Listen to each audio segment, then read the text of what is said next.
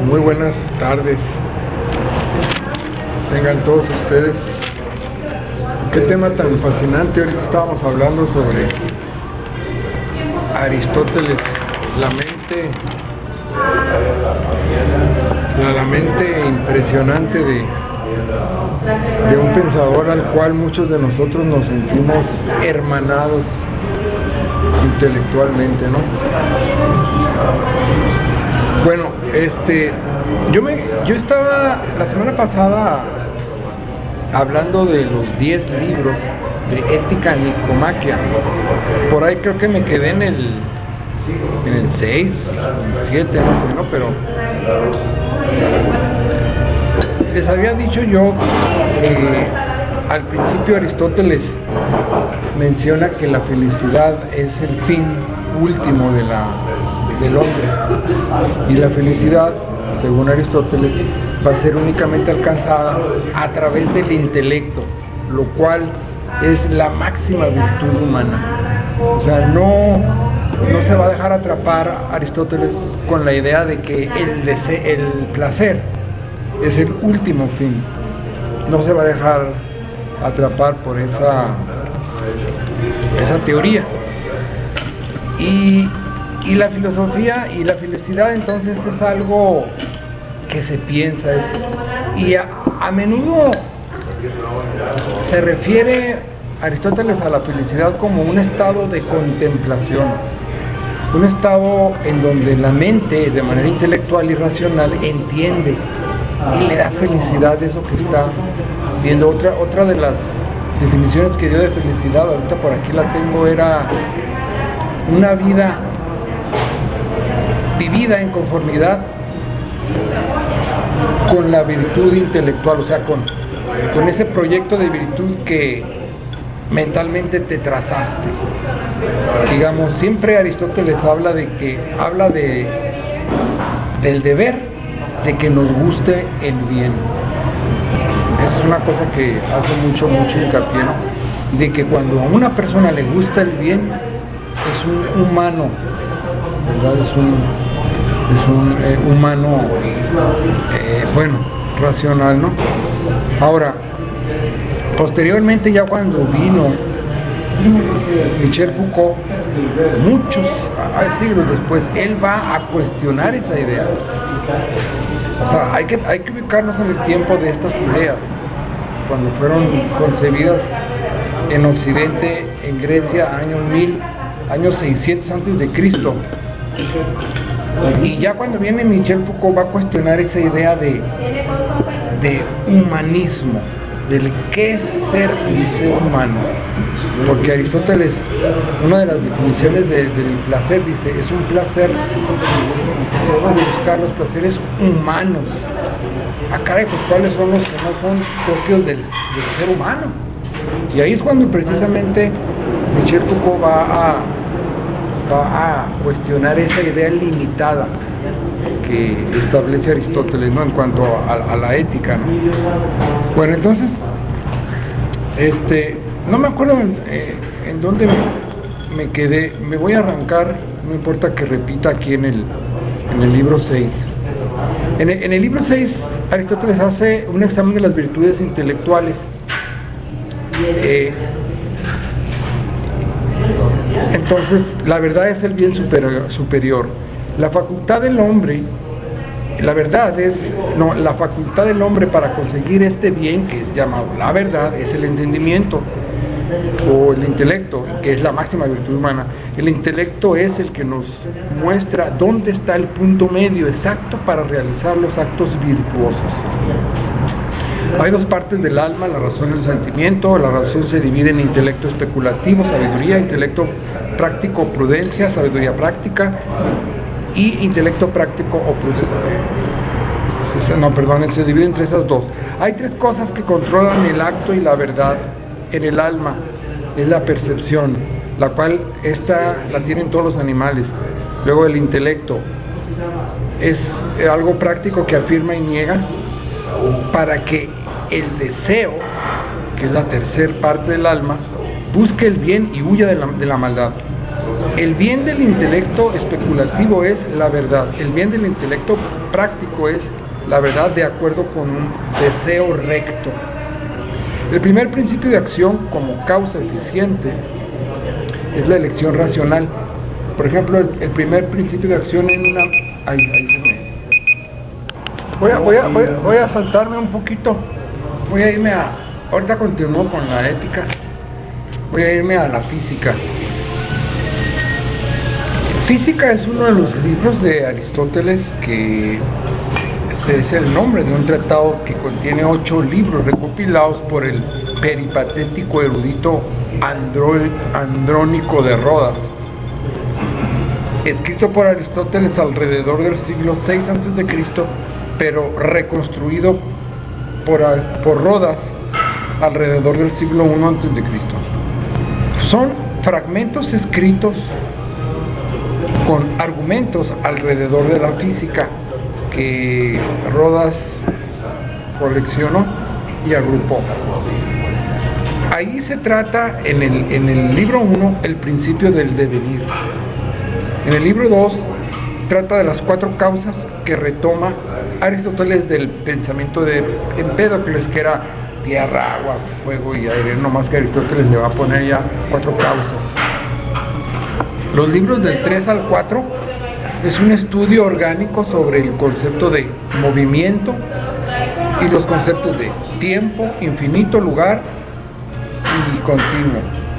El libro 7 se sigue con un análisis del movimiento, continúa, introduce el concepto de motor. Acuérdense que yo ya había hablado del primer motor inmóvil. En el libro 8 postula la existencia del primer motor inmóvil, ¿no? Bueno, vamos a empezar con el libro 1, el devenir, lo que tanto ustedes comentan, ¿no? Voy a tratar de yo aquí explicarlo según los apuntes de Wikipedia. El devenir se opone Aristóteles se opone a los eleáticos, que eran Parménides y los que creían en el ser inmutable. Los eleáticos creían en la inmutabilidad del ser único, ¿no? Para Aristóteles hay múltiples modos de ser. La evidencia de esto, dice, lo vemos en los seres sensibles, los cuales están sujetos al devenir, o sea, se corrompen y mueren.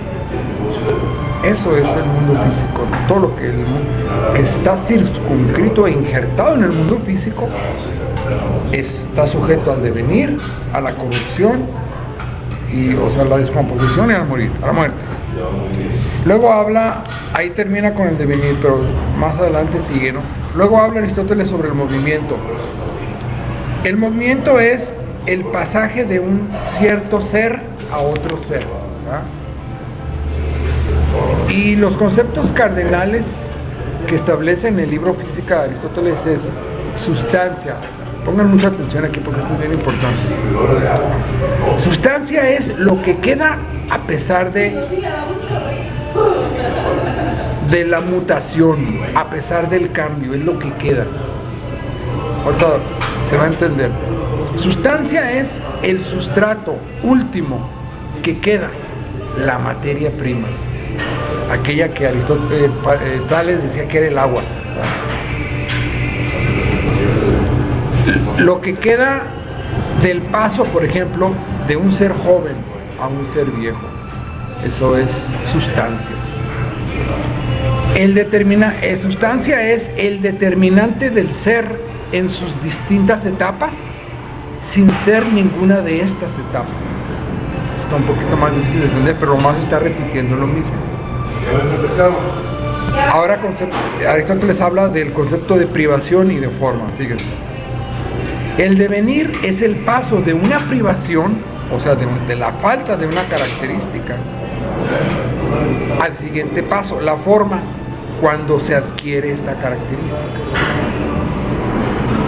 Cualquier cosa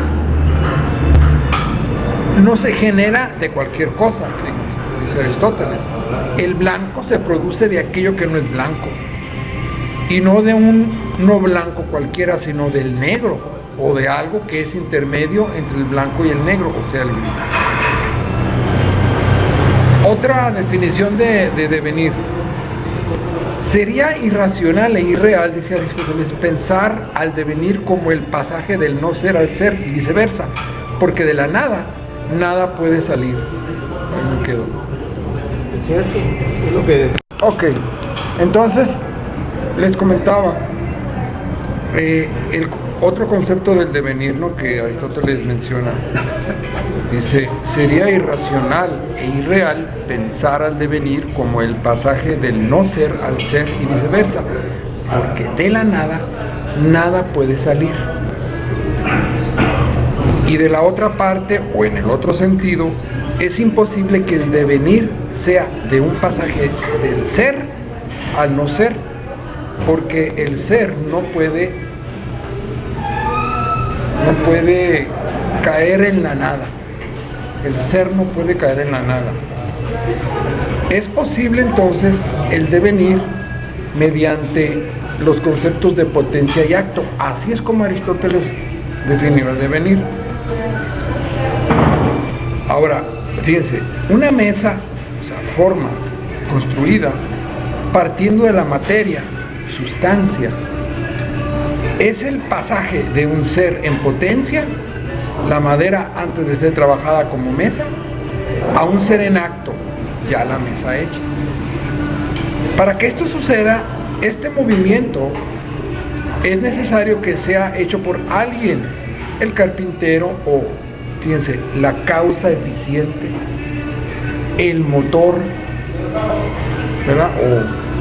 Entonces, aquí entendemos que el primer motor inmóvil es el primer ser que creó todo. Ahora, según Aristóteles hay dos modos del devenir. Bueno, hay varios modos del devenir, varios.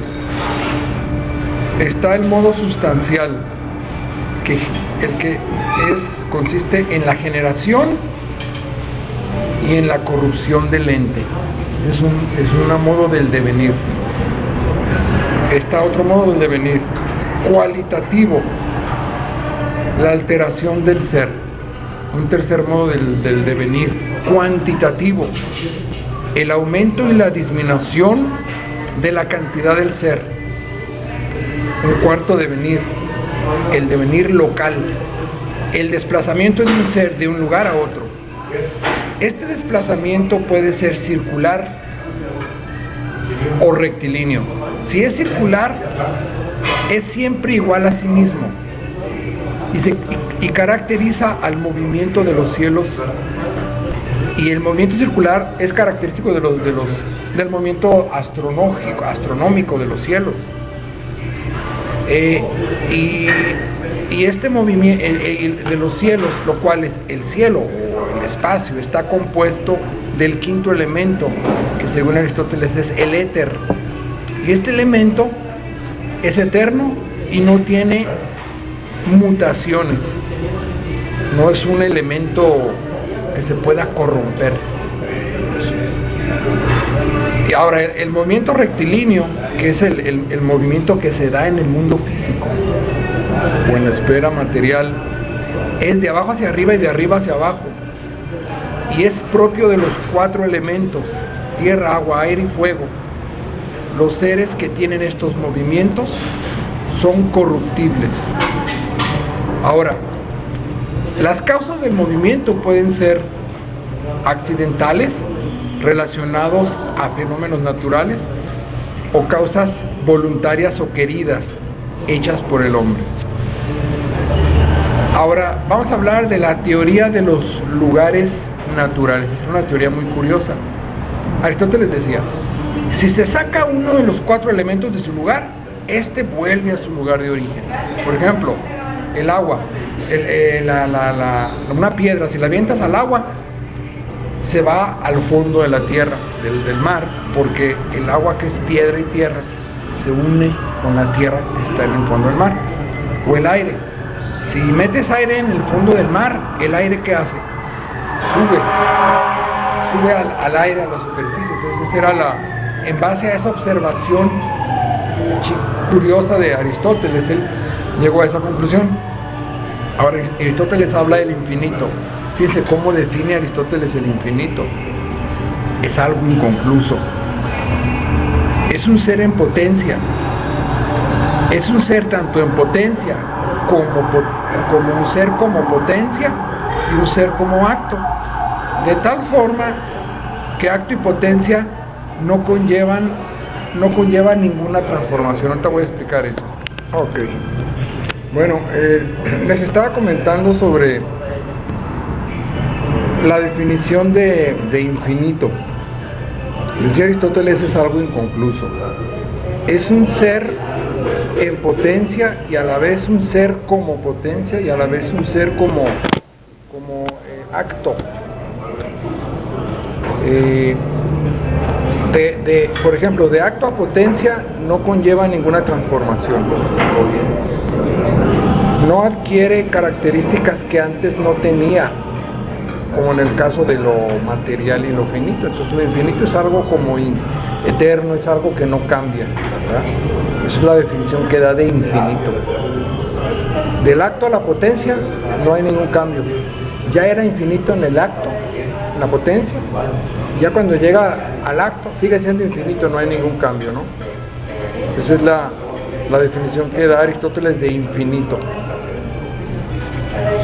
Y otra definición que da es: infinito era antes ser en potencia, e infinito es después ser como potencia. Ahora, también dice Aristóteles que el infinito es imperfecto y es algo no cumplido, es algo no plenamente realizado. Qué chistoso, ¿no? Por otro lado, lo finito es lo realizado, a lo finito no le falta nada, como ser completo, es algo terminado. Ahora, pero de mis apuntes que hice hoy de física de acá, casi lo hice todo, habla también de espacio y lugar, ¿no? Para Aristóteles, espacio y lugar son cualidades son calificados como límites, algo limitado, ¿no? El espacio y el lugar es algo finito, algo limitado. Por ejemplo, un vaso es el límite o espacio que contiene el agua, pero tanto el vaso como el agua pueden existir independientemente de sus límites. Ambos vienen concebidos gracias al movimiento. Sin movimiento no es posible el espacio. Sin espacio no existiría el movimiento. Sin movimiento no es pensable el espacio. Es necesario negar la existencia del vacío, entonces, entendido como el ser no dependiente de algún cuerpo. Bueno, me voy a regresar entonces al capítulo 6, que estaba hablando sobre la primer causa, o la causa eficiente. La causa eficiente de la mesa es el carpintero, es la persona que lleva a cabo el movimiento. Y la causa eficiente de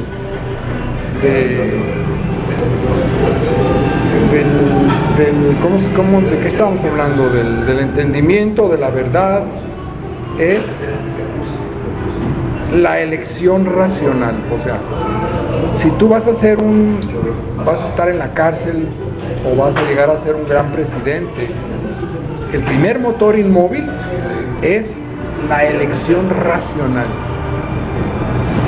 ¿vale? Esa es la potencia. Y el acto ya es, si terminaste en la cárcel o si terminaste siendo un gran líder, ¿no? De acuerdo con el fin, el principio de la acción es el deseo, de acuerdo con el fin. La elección racional requiere carácter. El intelecto y el deseo se influyen mutuamente. Es una lucha entre el desear y el deber. En el campo práctico, y la virtud depende del pensar y del carácter. O sea, la virtud no va a depender de lo que yo quiero hacer. Yo soy un niño y yo quiero el ego, no el superego. Yo quiero esto y ya lo quiero, ¿no? y quiero placer. Ok, eso no. La virtud es el pensar y tener carácter. El carácter de decidir el deber. Bueno, ahí me quedo y... Ok. Bueno, hay 5 virtudes del intelecto. Continuando con el Aristóteles, el racionalista, ¿no? El arte, lo que hacen los hombres. 2, el conocimiento científico es necesario. 3, la prudencia, esto lo hace el hombre.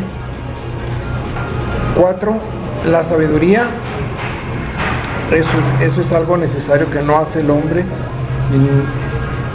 y no a lo contingente. O sea, hay cosas que son necesarias y hay cosas que son contingentes, ¿no? El arte es contingente y lo hace el hombre, la prudencia también es contingente. Y el último, el 5, el entendimiento. Eso también es necesario, no es contingente. Y el entendimiento no es algo que el hombre lo pueda hacer. O sea, según Aristóteles, no lo puede hacer el hombre. Ahora, la prudencia es una virtud que permite descubrir el bien presente en una acción a realizar. Es la virtud intelectual del obrar humano, no solo en el sentido de obrar bien, sino de llegar a ser bueno por medio del obrar, pues ayuda a encontrar los mejores bienes humanos en relación con la acción. Las virtudes inferiores a la prudencia son el deliberar bien, el juzgar bien, el discernimiento. Como la sabiduría concierne causas más elevadas y universales, mientras que la prudencia concierne la verdad en relación a actos humanos, la sabiduría está por encima de la prudencia, pues su objeto pertenece exclusivamente a la parte superior del alma. En el libro 7, que habla de las virtudes éticas, que son la continencia y la incontinencia.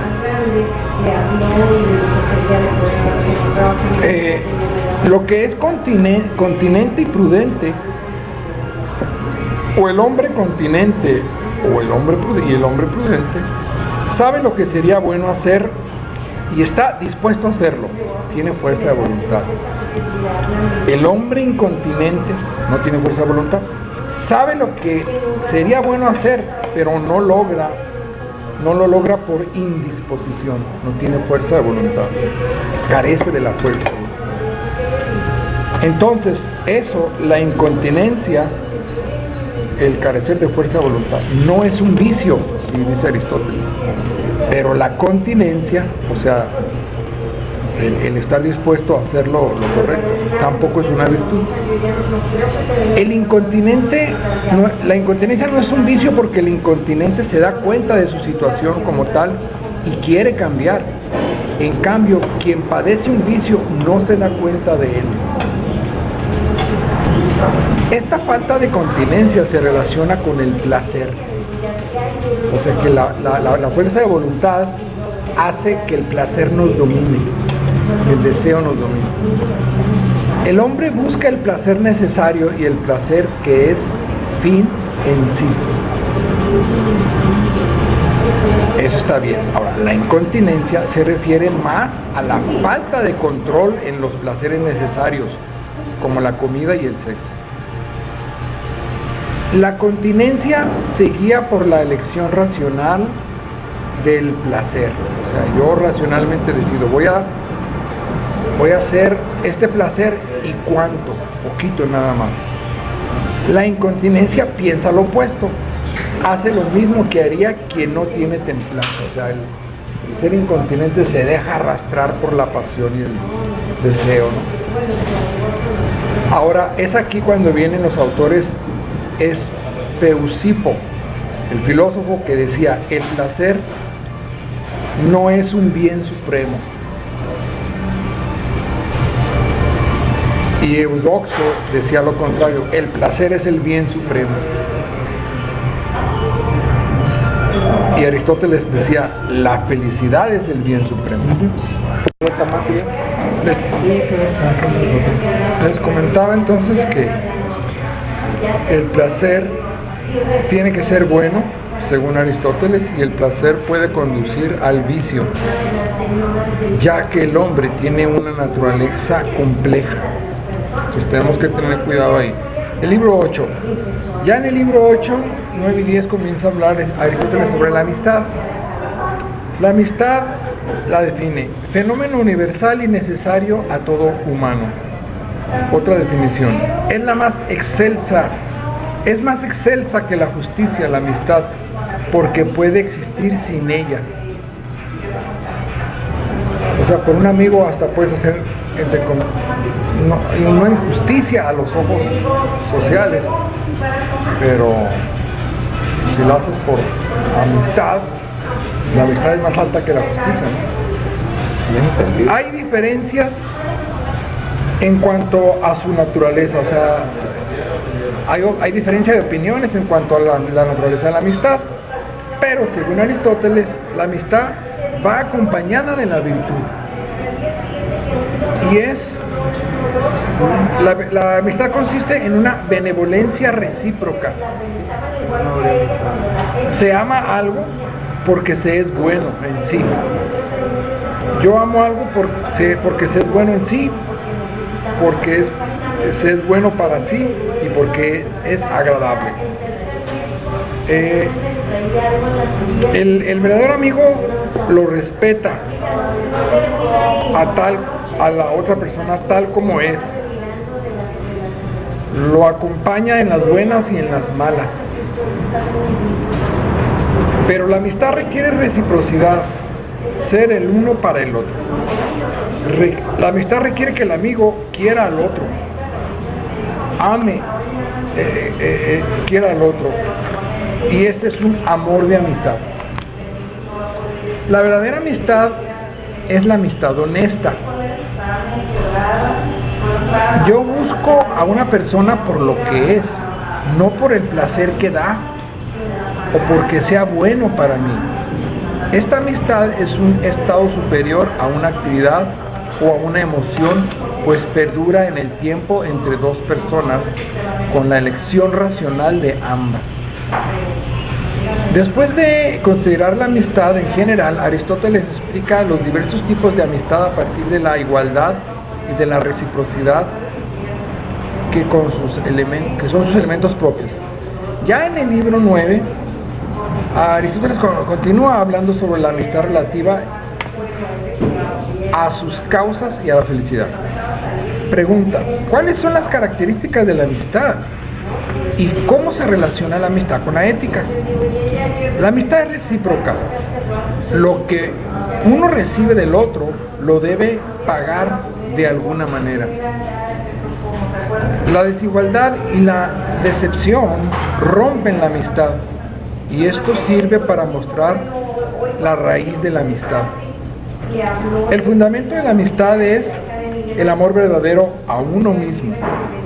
Cada hombre bueno es amigo de sí mismo, mientras que el malvado está en guerra constante dentro de sí, y entonces la amistad le es difícil.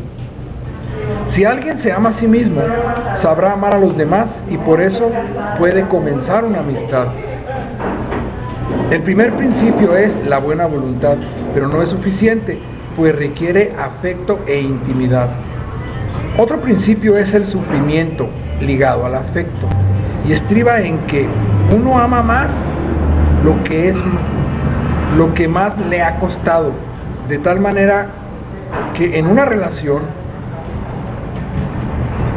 de bienhechor con beneficiado, es el bienhechor quien ama más, pues ha empleado lo que le pertenecía para el bien del otro. El amor a sí mismo tiene que ser verdadero. El falso amor a sí mismo se llama egoísmo.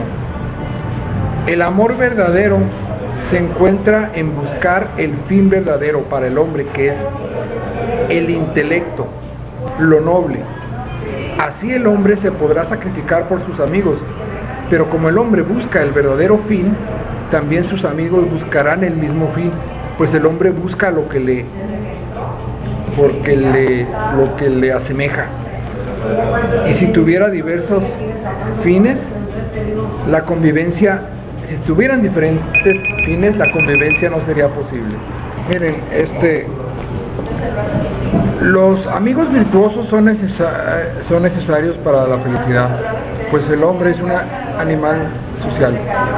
Necesita de otros seres humanos de quienes depende y con quienes puede compartir. Los amigos son el bien externo más grande para el hombre.